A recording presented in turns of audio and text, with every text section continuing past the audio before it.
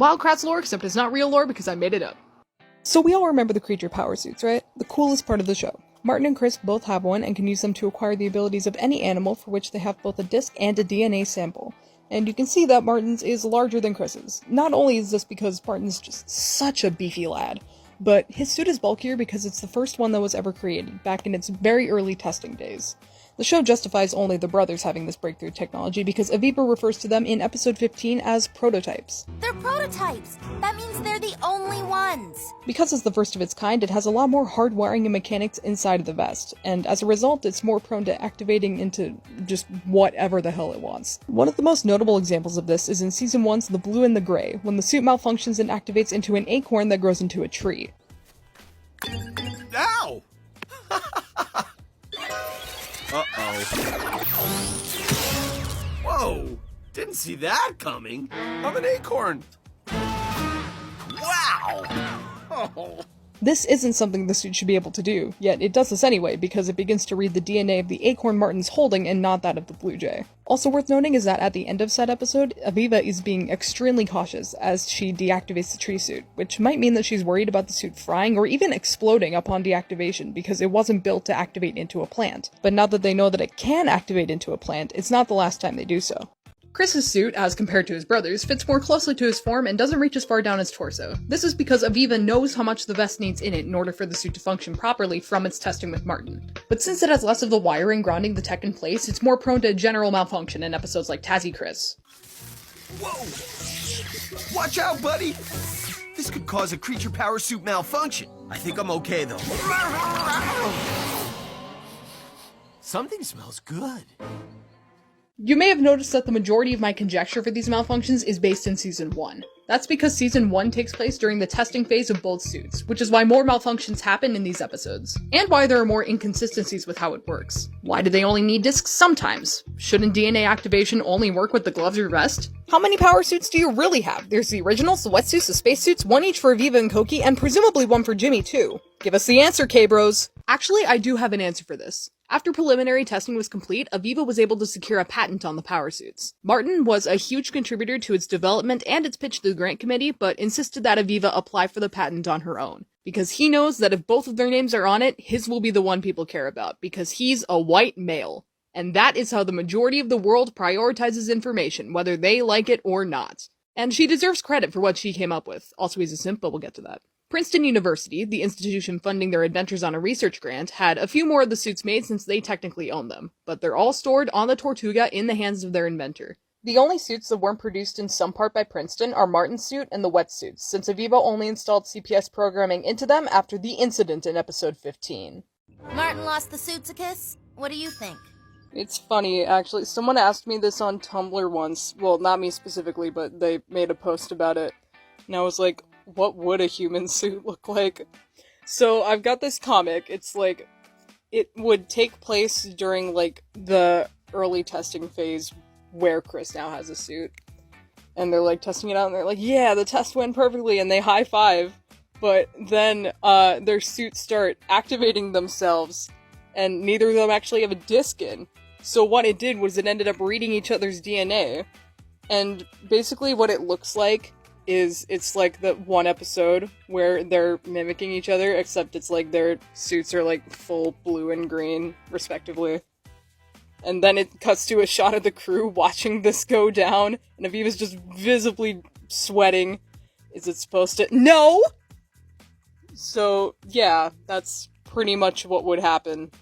Martin and Aviva receive a huge grant from Princeton. Other universities, including Duke, which is where they actually go to school, give them smaller ones, but Princeton is the one most interested in Aviva's ideas and tech. They need some form of transportation that can act as a hub for the testing of the suit and creation of the discs. The power discs act as a baseline for how the suit is going to form around the wearer, and the DNA activation boosts innate senses and instincts and aids in connecting the wearer's nervous system to the suit. Kinda like how LCL connects the pilots in Evangelion to their mechs.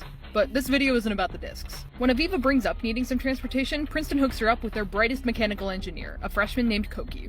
Together with Martin and Chris, who's being video called in since he's in Minnesota at college, they designed Tortuga HQ, a turtle-inspired ship that can travel over land, air, and sea and get them anywhere they want to go. It's powered by solar energy that's conducted through pure tellurium crystals at its core. This form of conduction is extremely unstable, and the tellurium needs to be replaced regularly or else the system will go into an irreversible meltdown. Tellurium conduction is essential to the functionality of the power disk press because it needs a very specific form of electricity in order to work, thus justifying this unstable as hell energy source. There are 3 main rooms in the canon Tortuga. There's the hub, the cockpit, and the garage. But in my version I've added in bedrooms, since that's always sort of been a headcanon of mine, was that they didn't just sleep on the floor every day. And with all this extra room that we can already see bringing into question the size of the ship, adding in 6 bedrooms is no problem. There's 6 and not 5 because 6 makes it symmetrical. So they're designing the Tortuga, and it's going great, but they realize that they also need a designated pilot. This is where Koki's like, hey, my best friend is in the aviation program at a smaller college nearby, I'm sure he'll be down. Jimmy actually lives on the Princeton campus, so Koki just busts into his room, yo Jimmy, you can fly shit, right? Knowing that the answer is going to be yes. Jimmy's playing a video game when this happens, but it doesn't break his concentration at all. Is that supposed to be a question? Wanna fly a turtle ship, Jimmy? Keep in mind, Martin has only met him just now. So he pauses the game, he turns around, and he's holding the very controller in his hand that he's seen using throughout the show. Wait, what? And the squad is born! Now they just need to figure out where it is they're going to go for this first round of testing that they've gotten this grant for. And that is dependent on where Chris is able to go for a study abroad term. Because he's not officially involved in what they're doing. So he needs to get there some other way. And turns out that he's able to go to Africa for the summer term. That's where they go when they're testing the suit, and it's Pog. I've been getting a few questions like this, and in order to answer it, we'll have to go back. Like, way back. A good 18 years or so. KRATTS family vacation to Madagascar. Bless their souls, they really took 4 toddlers on a vacation that none of them would remember. Except for Marty here. At 5 years old, he's absolutely vibing in this new exotic place. One day, he wanders into the forest after their parents take their children in different directions, and both of them had assumed that Martin had gone with the other. He gets himself a bit lost, but he doesn't really care, because he just thinks it's so cool that it kind of overshadows the part where he's gonna need to get back eventually. As he's going through the woods, he hears like a rustling from the bushes behind him. This freaks him out a little bit, but he's 5 and doesn't know any better, so he goes to see what it is. And it's a baby Safaka lemur that had just been, like, investigating him. It's some very adorable interactions where they pretty much become friends, and they play around for a little bit, and then eventually Martin's like, yeah, I should probably get back to my family now. And this is where he also realizes, you need a name, huh? So he sits down and starts thinking of a name. Yo, so I realized I just sort of dropped off of, like, all of this lore without, like, finishing this bit about, like, Marty in the woods, little 5-year-old dude, so, we're gonna fix that. In lieu of, like, working out a proper way to finish this with, like, the weird voices I was doing and stuff, we're just gonna, so obviously Martin names the lemur Zaboomafoo because connections to the show, and they play around in the woods and they have a good time, and then he's like, oh shoot, I should probably get back now. Like, he's not worried about it because he's just like, yo, this is fun, I'm going in the woods. He doesn't, like, sense the danger because he's 5 years old. He does find his way, like, back onto the trail, like, Zaboomafoo's hopped away at this point. He's like, oh, bye, friend! And, he just sort of, like, trips and stumbles down this hill, and then he just plops, like, down in the middle of the trail, right next to his mom. Hi, Mom! And obviously Mom has no idea where he's been. She's like, yo, Martin, what are you doing here? Like, why were you in the woods? That's dangerous, type beat. And he's like, oh, I made a new friend. And she's like, no, you were in the woods. You could have been, like, eaten by bears or something. I don't even know if there's bears in friggin' Madagascar. Is that where they are? Yeah, no. But basically she's like, no, honey, the woods are dangerous. You could get hurt. Like, don't do that again. But obviously this doesn't stop our boy, because 20 years later he is still doing the exact same thing. You know what? Fine. Okay, this is going to be a testament to my memory. I haven't checked my notes for the KRATTS backstory lore in a while, but I will do my best to remind myself of what's going on with the villains. So Danita and Gourmand, I haven't really, fleshed out their backstories because the story is about Martin and Chris and the creation of the power suits and all of that side of the story. But I can tell you this. Around the time that the power suits are being created and the gang is getting formed together, Jimmy is working at Gourmand's restaurant. Hey, back off, Gourmand. These are endangered species eggs. It's illegal to take them, and you know it. Didn't you already lose your gourmet chef license for this? Those people were just jealous. That will come into play later. But the one villain that has the most backstory with the K-Bros and everyone is Zach. Everybody saw this coming, obviously. But Zach lived on the same street as Martin and Chris when they were kids. So the three of them were, friends, and they were all, going around and finding, animals, and Zach and Chris are the same age. Martin's, 3-4 years older than both of them. So Martin's really taking the lead on it the entire time, being like, hey, here's this, and here's what he can do, and he's, being the leader, and it's super cute. And Zach enjoys the animals just like anyone else. He hasn't, developed, the sociopath part of it yet, until one day he's, competing in the science fair or whatever. He's like, hey, this animal can do this, so I'll use them in my science fair project. And that's when Martin and Chris are like, hold on, dude. I will collect all the frogs in the park to power my hopping Zachbot. Yay, yay! Don't be mean to those frogs. They live in the pond, not your robots.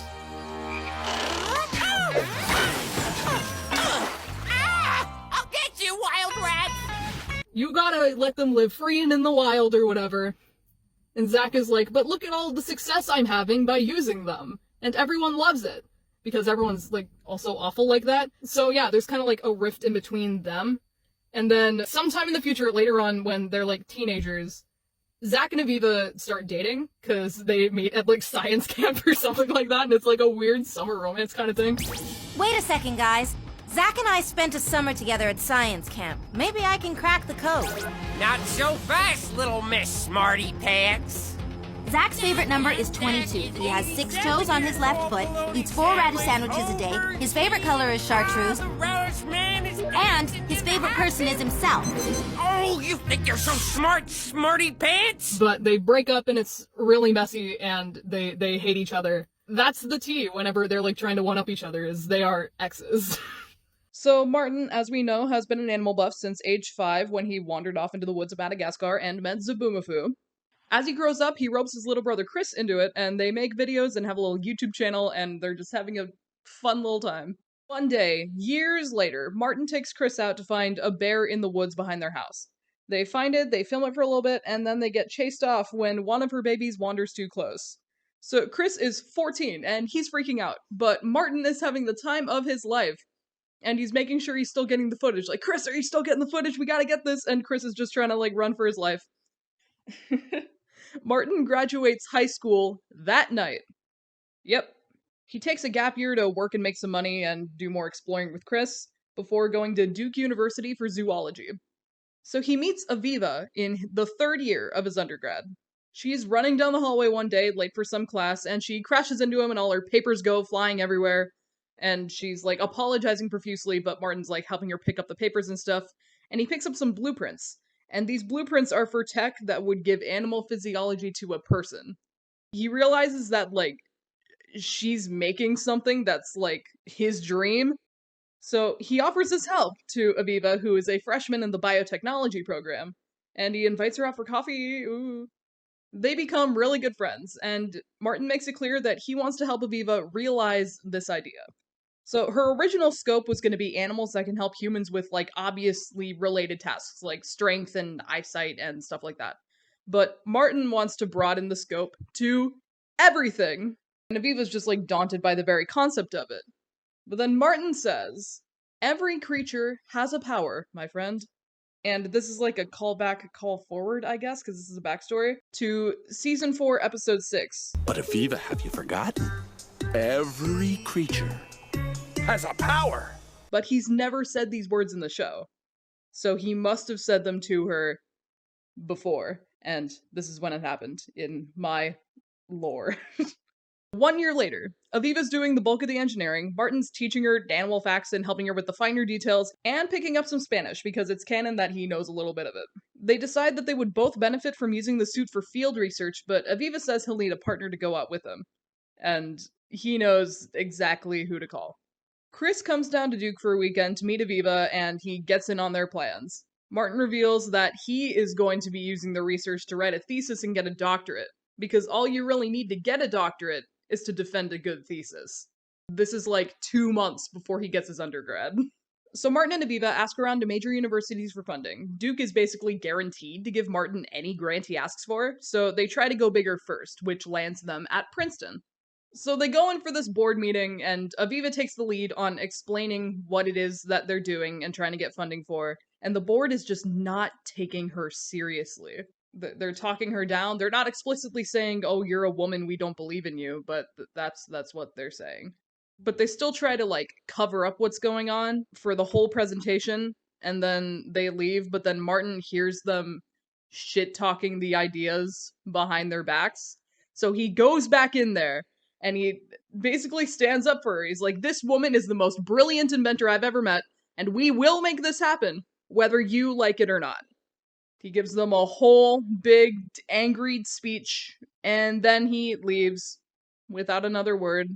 And then a week later, the board gives them a super huge grant for research. For testing of the suit, I should say. The research grant comes later. The first year of grant money is for the testing phase of the creature power suit. And this is what season 1 is. This is why there's more malfunctions and everything. And this is where, like, they're first getting, like, publicity for the creature power suits. That's why you see the newspaper.